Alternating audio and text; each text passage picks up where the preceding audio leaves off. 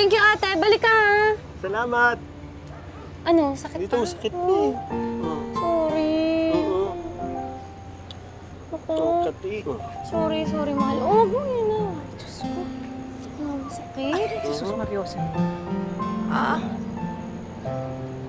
Konti na lang. Ay,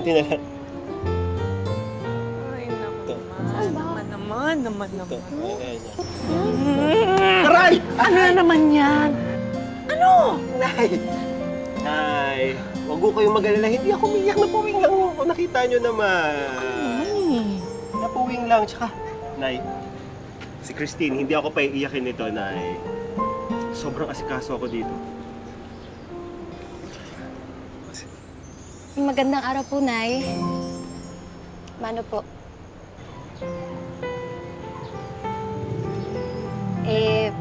Baka nga po ako pa ang paiyakin ng anak niyo eh. Balita ko po, maraming babae na ang dumaan sa kanya. Ala ko nga sumuko na sa pag-ibig tong anak ko eh. Hindi pa pala. Pero Iha, meron kaya tang diferensya, ha? Mukhang nabubulagan ka dyan sa anak ko. Abi, higit na mas bata ka kaysa sa kanya. Mahal mo ba talaga ang anak ko? Opo. Mahal na mahal ko po siya. Oh, Nay, nakita mo naman. Tignan mo, Nay. Kung hindi ako sumubok ulit, di sana hindi ako nakakita nung huli at tunay na magmamahal sa akin. Diba? Tsaka, Nay, swerte to si Christine. Swerte ako sa kanya, swerte yung negosyo niya. Oh, nakita nyo naman, lumalago na yung tapahan namin.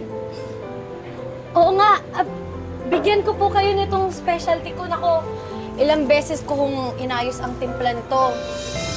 Ako mismo gumagawa niya? Opo, bagong gawa ko po ito. At ang special na ingredient niyan, pagmamahal ko po para sa anak niyo.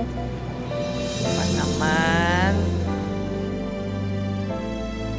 Dahil sa patuloy na paglago ng negosyong tapahan, ay naging abala si George sa personal na pamamahala nito.